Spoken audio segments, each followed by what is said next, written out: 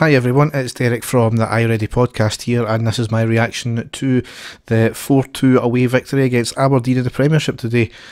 That match had it all, didn't it, and have no any nerves left, and wasn't the greatest of games to watch when you've got the start of the Lurgy coming on as well. So I'm absolutely shattered. I'm going to my bed straight after this, but brilliant result all the same. It's hard to say if we made heavy weather of it or not, because certainly there was hard battling going on throughout the pitch tonight.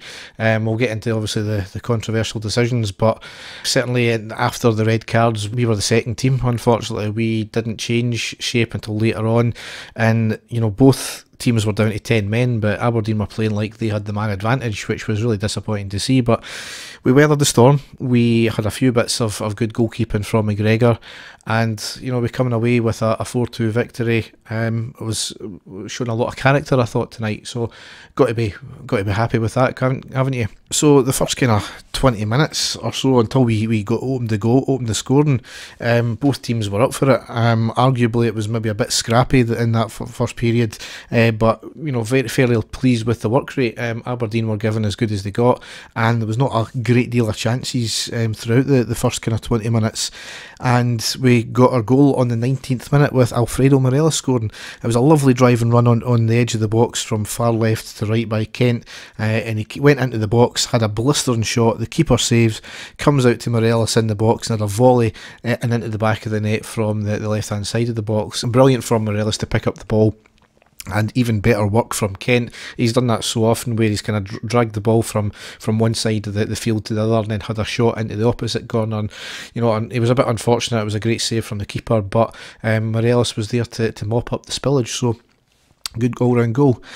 And then on the 30th minute, we went, Aberdeen got the equalising goal, and really disappointing with the players picking up there. Perhaps a bit of fortune with the way the ball broke, which seemed to break for Aberdeen quite a bit tonight, but you've got to make your own luck sometimes. But certainly Aberdeen drove down the right hand side. There was a cross in, Tavernier heads it out, falls to the striker on the edge of the box, who has a half volley, deflects off two of our defenders right in the path of Cosgrove on the left, and basically had a more or less an empty net to hit into. So really disappointing, nobody was picking him up there. Can't really fault Tavernier for the initial clearance. Bit of fortune, as I said, with a couple of deflections off our defenders, but somebody should have been picking up that spare man at the back there. But we never really dropped our heads from that, where we've seen in the past, especially obviously we've talked about the Kilmarnock game where the mistake from Worrell. We never allowed that to happen tonight, which was good, and we kept on plugging away. There was maybe not a lot of great skill tonight from either team, but certainly there was a grit and determination, which was good to see. And you know, you've got to come to these places, you know it's going to be tough, and certainly we fought and gave as good as we got. And then we went 2-1 up on the 37th minute with Morelos getting his second of the game. It was a good worked move with the ball getting played left to right, ending in Kent to Morelos again. Great touch. He looked up and he had a screamer of a place shot right in the bottom left hand corner. Fantastic goal. Great from Kent again, and outstanding vision from Morelos again. Just shows you again what Morelos can do. He's been outstanding for us. And then, as what's prescribed obviously, was a penalty to us on the 42nd minute. And you know, you seen it on Twitter straight away, people complaining, Celtic fans complaining, but you know, it was as clear a penalty as you would ever like. There was a free kick floated into the box from the right hand side. The ball was knocked on by Goldson's head, and the Aberdeen defender had his hands clearly in the air and hit off his hand from close range. The ball was going goal bound.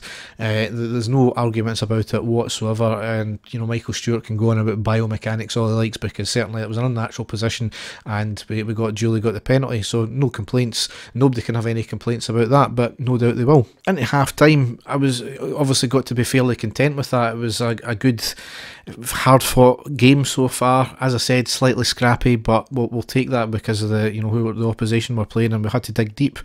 However, on the 46th minute, not long after kick-off, Aberdeen get a penalty, and I don't think we can have any arguments about that. Tavernier, absolutely stupidity from him. He is an experienced defender, he should know better. Basically, the corner was played in from Aberdeen. Tavernier and the Aberdeen attacker were both at it, but clearly Tavernier had his hands around him, and the attacker went down, and really can't have any arguments about that. You know, if you need to be wise to these things. Attackers will look for anything, and if you start to put your hands around them, then they're going to go down, and you, once again, it's the old cliche, give the referee a choice to make. And you know, so as I said, can't have any arguments about that. So we kept on playing, again, a hard-fought game, never really created much in the next few minutes, and then was a big moment of controversy. A straight red card was given for the Aberdeen defender, Anne Morelos, which happened after an age, which ended up getting 7 minutes injury time. But basically, Morelos and the defender had a tangle on the edge of the goal line, with the Aberdeen defender falling to his back and momentum taking him round, and he flicked out his foot and clearly caught Morelos right in the face with the studs. Now, Morelos, it's hard to say. A lot of people are saying, well, he left the foot of the trailing leg into his groin area, and you know, for me, I think Morelos was fouled every day of the week, and he couldn't have anywhere else to put his leg. It's clear that he gets refereed to a different standard. I mean, Morelos was down for a good 5 minutes while the whole Stromach Aberdeen players were arguing about it. But you know, clear as day, it was a kick out right to his face. It was an absolute shocker, and I hope there's a massive ban for that, because that's just outrageous that he thought he could get away with that. Now, the thing about the Morelos thing is, as was pointed out by I Love EBTs on Twitter, is that if McKenna didn't kick out at Alfredo in the face, Alfredo would have been the only one sent off in that skirmish, and you know, that's the long and short of it. That was a non-event of a red card for Morelos, so I can see an appeal going in for that. We'll see what obviously the gaffer has to say. There's been a lot of controversy surrounding us and referees done by other teams and other fans, obviously, but we'll see what the post-match comments are. Obviously, we're recording at the time they're said, so and really annoyingly, we allowed that to get to us. You know, I think Aberdeen upped their game from that, and as I said, they were playing like they had the man advantage. They changed their system, we never. You would have thought, given the fact that it was an attacker that got sent off for us, that it wouldn't make too much of a difference, but it clearly got to them, and unfortunately that's been the case. But you know, we held out, we had some steely defence there.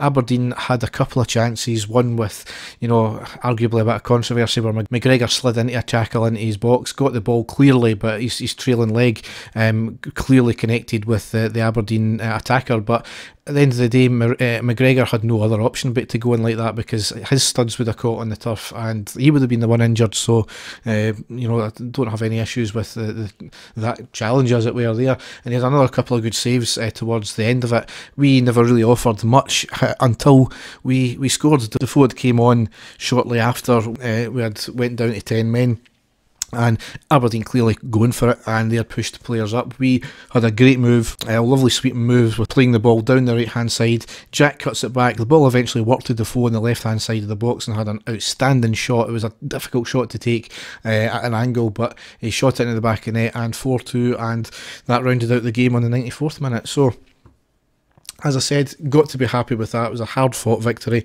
There are obvious concerns about how we let our play drop in the second half after the red cards, but you know, you can only be happy with that. Ultimately, the result, improvements to make, but we come away with 3 points, and that was the key thing tonight, so I'm happy with that.